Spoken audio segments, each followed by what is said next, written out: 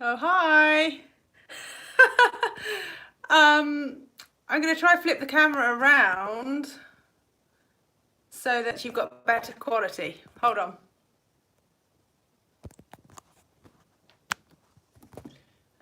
And I just need to put it back in the stand.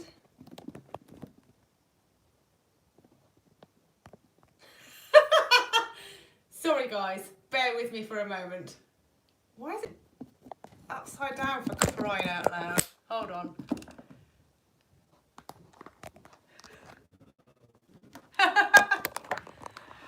Oh dear, oh dear. Give me a sec. I'll get there eventually. Yes, very good start, Jason. So, I can't even hear myself through this, so I'm hoping it's working. If no one can hear me, then write something, because I can't hear myself streaming here because I've got the volume down on my computer, because otherwise it'll create this kind of echo thing. So if the quality is a little bit bad, let me just explain why. Basically, I bought all this special stuff for streaming, this way of linking up my camera, and then I tried to test it all. In fact, I've got so many cameras, so I tried to test it with a bunch of different cameras, and the internet just wasn't having any of it. It just looked really terrible. So we ended up phoning the broadband provider, and it turns out that all the fibres in the fibre optic have all broken, so we're not actually getting the right amount of internet or something. So we had an engineer here today to try and fix it, but there's also a hurricane, so they weren't able to dig down and fix the line or whatever. So anyway, my point is, next time I do this live stream, I promise I will have better quality and I won't have so many technical issues. Anyway, we're not here to chat about the internet. Obviously, the whole idea is that we're going to talk about training and stuff. So I don't know if you guys have got any specific questions about training. If not, I have some stuff I can chat to you about. But before I get going, I just want to say hello to everyone. Actually, I should have said hello to everyone first before going on and on about the broadband not working. So, hello. Hi. There's got people here from California, New Zealand, Sheffield. I've got Dave downstairs. So yeah, thanks for making the effort to come and join me. We're out in Norway, there we go. Okay, so let's start with Spencer Robinson's question. How many kilometres do you aim for on a winter month? Well, I don't train based on a set distance target. What I tend to train is hours, and I actually don't care how far I ride. So generally I'll log onto my Training Peaks account, and I'm working with a coach at the moment. Well, it's a coaching company called Epic Coaching, and I log onto there and I see how many hours they've set me for the week, and how many is it for the week? I should probably have a look. I think I'm probably training about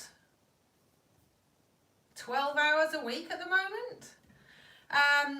And every fourth week I have a bit of a rest week, so I'm doing less intense stuff. I'm still riding, but it's more endurance and more kind of stuff that's not going to fatigue my legs so much. So yeah, I don't have a monthly mileage that I aim for. I just aim to complete a certain number of hours of training. Right. So what question should I go for next? It's really hard to keep track of what's going on here.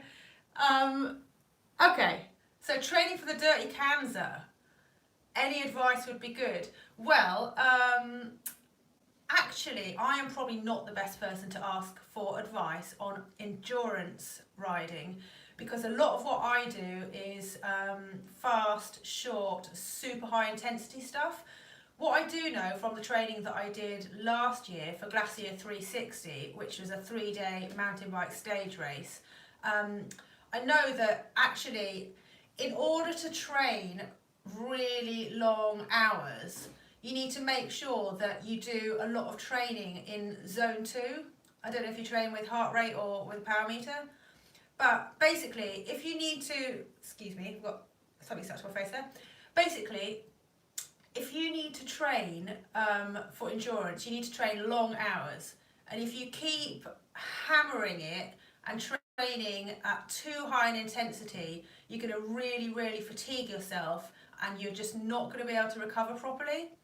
So in order to do like 5-hour rides one day and then still be able to train like the rest of the week, firstly you need to build up to it. But the main thing is you really need to try and just stay in zone 2. Like, don't get carried away and start pushing real hard. There is a time and a place for doing the intense rides, and you should definitely build that in. But in order to start doing those longer rides, you need to really sort of hold yourself back. I hope that helps. I haven't got any more specific advice than that. But Dirty Kansas sounds amazing. What is it, 200 kilometres off-road? My friend Kim Perfetto did that, and she said it was hardcore. Right, let's take another question. Oh my God, there's so many. Can I just say, I'm really sorry if I don't answer your question. I really would like to answer all of them, and I'm really sorry, and I am trying to read them all. Spencer, yes, I am from Sheffield. Yes, I am. And I know you asked me, did I use the hills of Sheffield to train on? No, because when I was growing up, I didn't actually used to ride a bike. Okay, so what shall we be on to next? How do you manage to hop on the bike and still be good in the gym? When I go heavy in the gym, I'll suck at the bike and vice versa. Do you have any tips on how to schedule the training? Yes.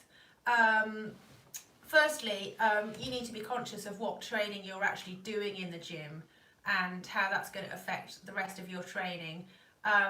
At the moment, I'm focusing on a lot of reps, but with a lower weight. So I'll do between 15 and 20 reps of squats and of deadlifts and of split squats, and what else do I do? Squats. Load of squats. Anyway, so I'm squatting slightly lower weight than when I'm sort of building sort of sprint power. But in terms of how to schedule the bike and the gym, well, basically what I tend to do is I would say have my really high intensity, hard bike training session first, like the first day or whatever, because that's the one where I really, really want to hit my targets, and that's the one that is most important for my cycling. I might have the gym day next, because it doesn't matter so much at the gym if my legs are tired from cycling. As long as I just go through my routine and hit all the weights and do the right number of reps, it doesn't matter if my legs are tired from cycling. And then I might follow that up the next day with the endurance ride, because I tend to do endurance rides in zone 2, like I was saying earlier, so that you can get a long ride in. And for an endurance ride, again, it doesn't matter if your legs are tired or they hurt. It just matters that you go and do the ride for that amount of time.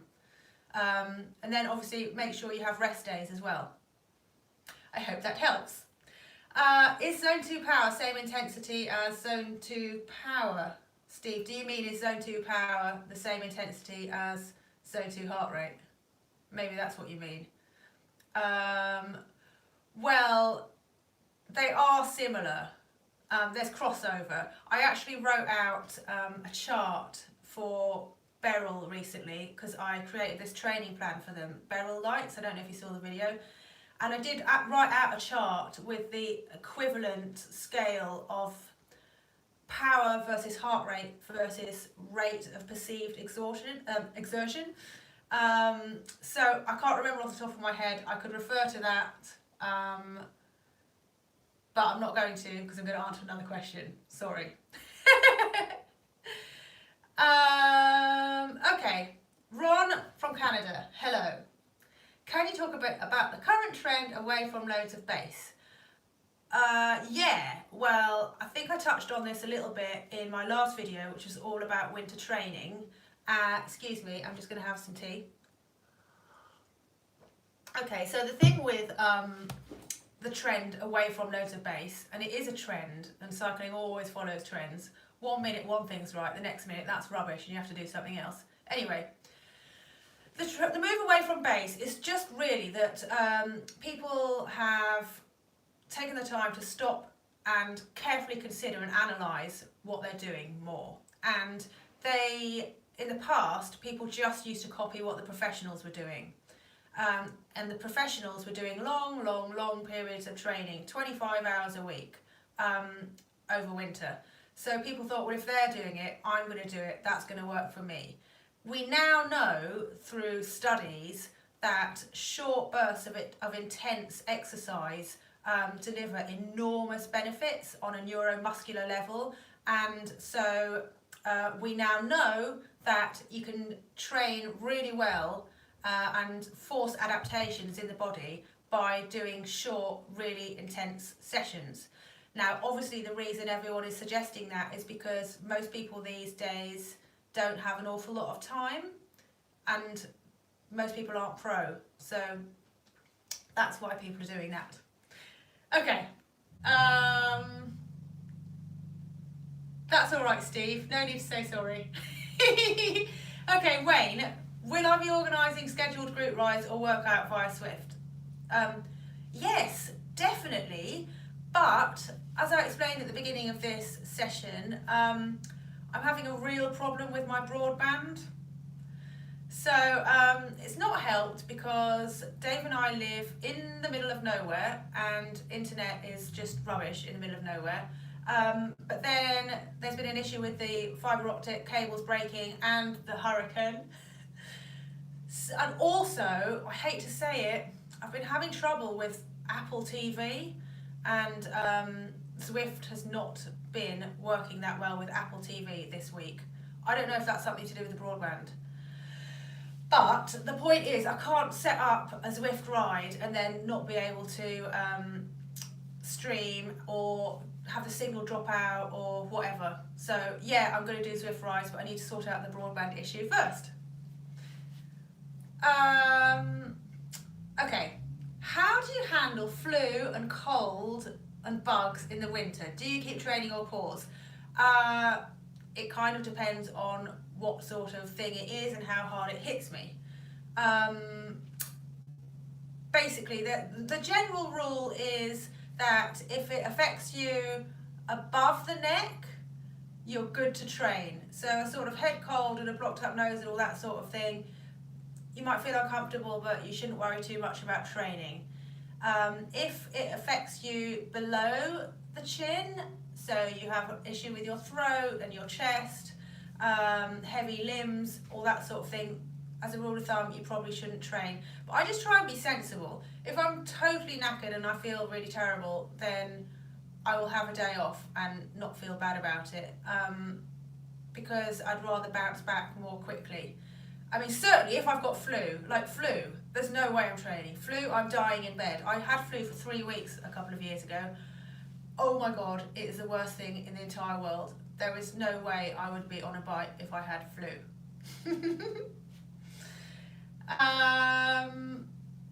Well, thank you, David, for saying that this is a great achievement I've got here. That's very kind of you. Let me move on to another question. Maximus Attackus. Have you tried plyometrics, jumping split squats, etc.? Yes. I do plyometrics, actually. I do quite a lot of gym stuff. And I will share some more of that with you guys if you're interested. I did ask on Instagram and I think people are interested. So yes, I do plyometrics. I also do sort of CrossFit based body weight exercises. I think the plyometrics works really well, plus I find it kind of fun. The only issue is I have a bad back, and for some reason box jumps hurt my back, so I have to just choose carefully what I do. I think plyometrics are great though. If you don't have a bad back, then you can do box jumps, they're amazing. Okay, where are we? What would you recommend to eat to keep energy up and combat tiredness? Well, excuse me, lots of tea. to keep energy up and combat tiredness,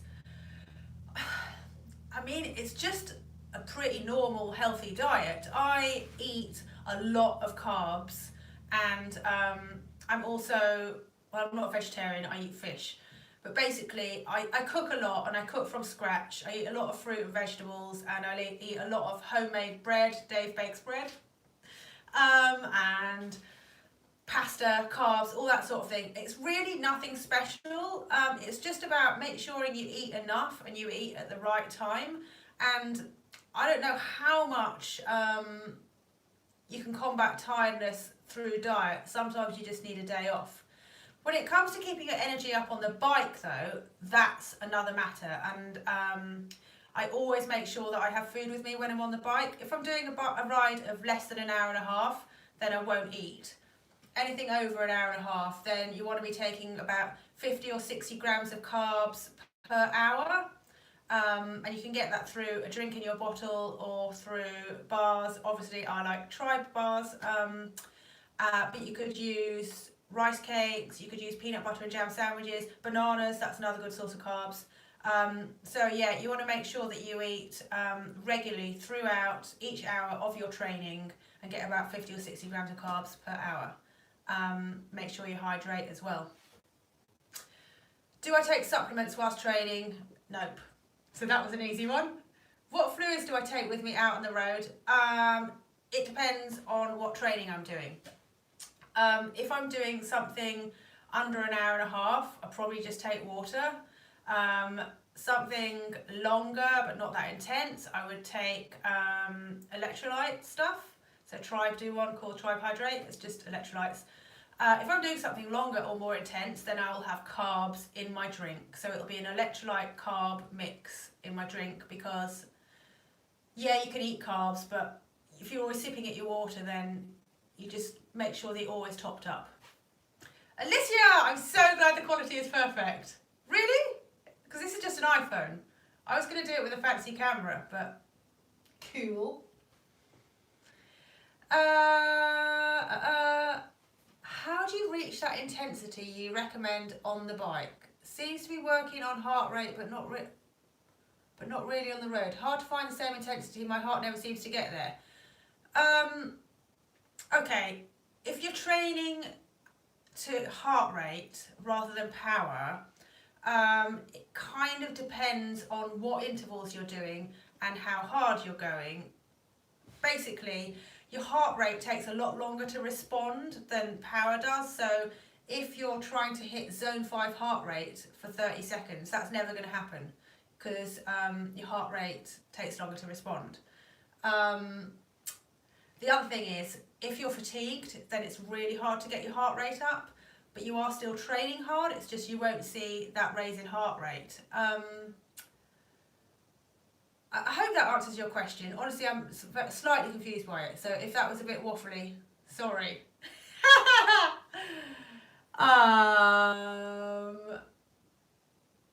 Where am I? Well, thank you. I'm glad it's interesting, Paul. Oh gosh, I've missed a load. Can you promise us another dirt jump vid? I would love to do another dirt jump vid. I just need to rope someone into filming it. You might have noticed that most of my videos I film myself, and it's really hard to film mountain bike videos and dirt videos because on dirt it looks rubbish if you just plop your camera in one place. You really need someone following you. And if I go to the dirt jumps with Dave, he doesn't want to stand there just filming me. He wants to ride, and it's the same with mountain biking. So that's why I don't film a lot of mountain biking and dirt videos.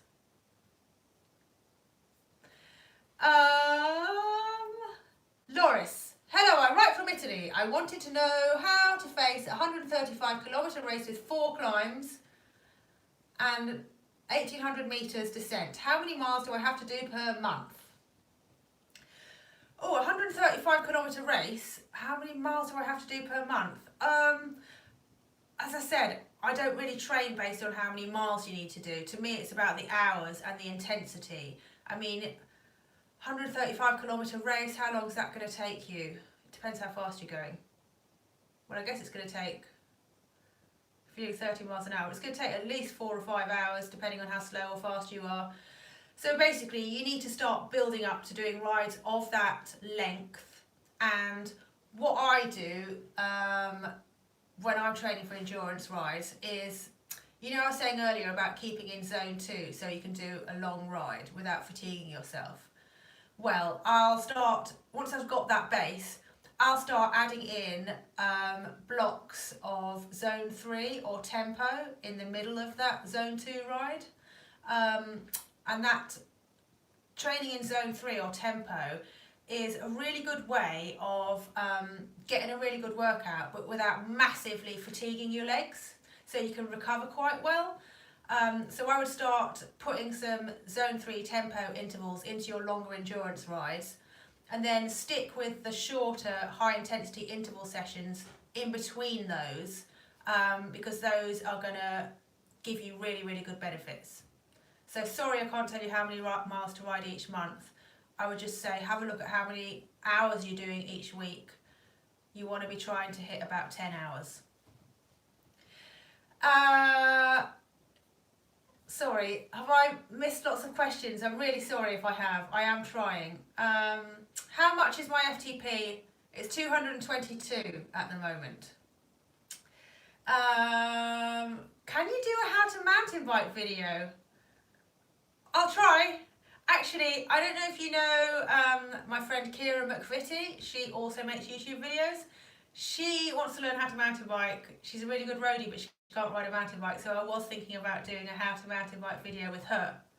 Let me know if you'd like to see that. How often do you train on your fixed gear bike, and what kind of training do you do on your fixed gear compared to the training on the road bike? Interesting question. Excuse me. I'm running out of time here.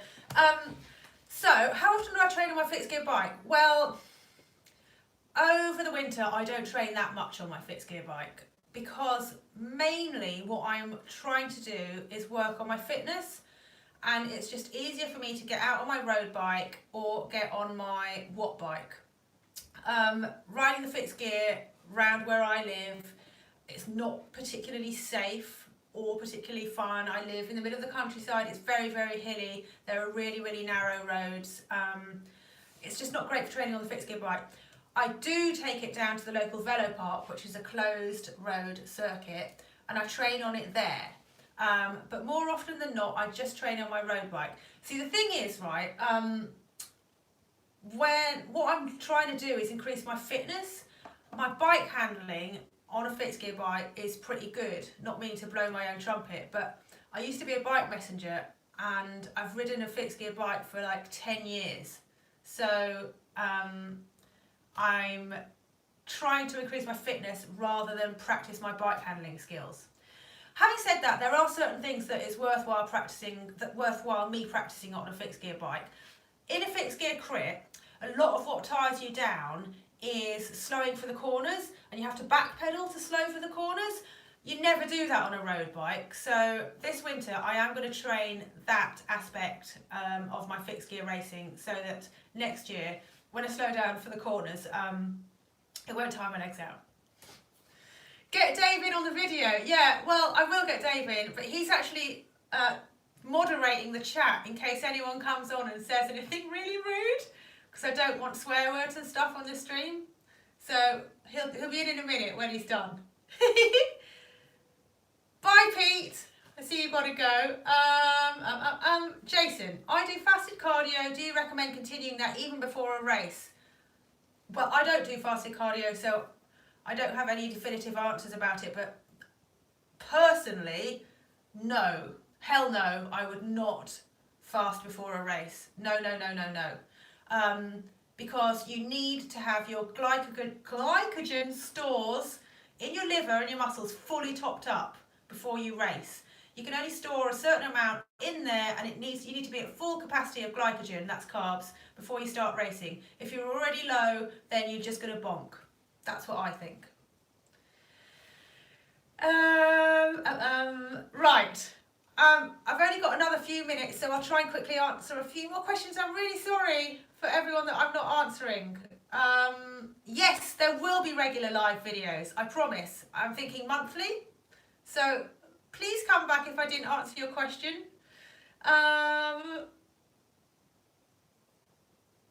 Let me see.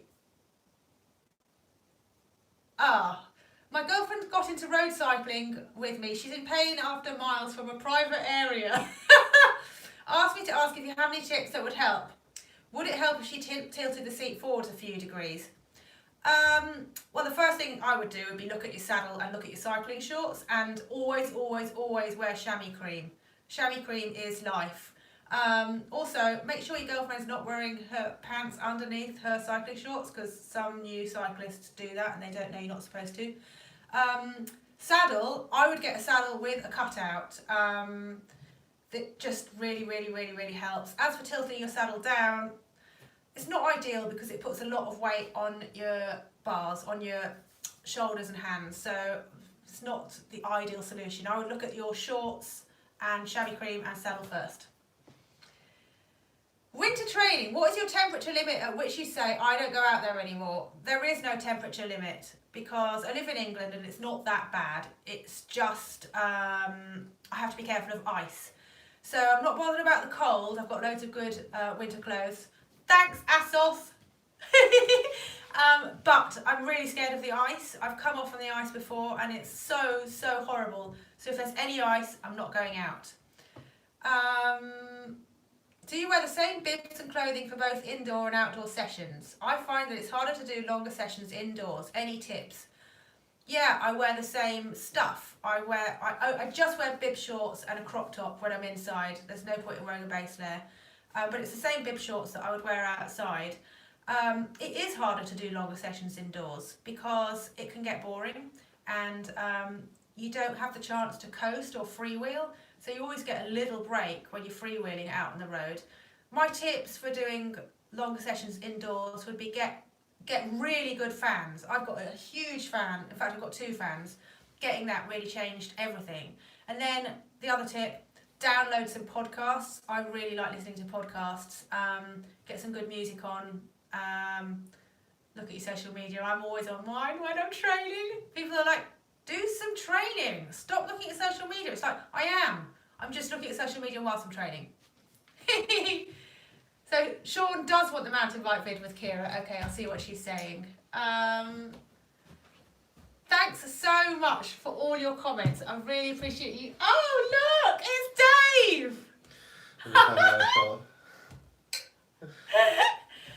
Dave just brought me a glass of Prosecco because we're celebrating. Because ASOS just re-signed me for 2019, so yay! Actually, on that note, I am supposed to tell you guys about an ASOS competition. So I'll quickly do that before I go. ASOS are doing a brand new gift card, and they've given me a €300 gold card to give away. So if you want it, you have to follow me on Instagram, the link's down there. You have to follow them on Instagram and you have to tag 3 people and sign up to their newsletter. Then I get to choose who wins the €300 gift card. Thanks guys, that's so nice. Thank you for all the congrats. Loris, I did respond to you. So I just seen your message saying, please respond to me. I'm going to have to go because I was only going to do this for 20 minutes and I've been half an hour. It's been really fun. I was really nervous, like genuinely nervous. Larry is asking how his shoulder is, Dave. I just responded actually. Oh, he's just replied. Okay. It's much better, thanks. Thank you. It's Delaney. Hey, Delaney. Right, anyway, we're going to go. Thank you so much for coming. You 2 people who gave me the thumbs down, well, don't come back. Sorry, that was me.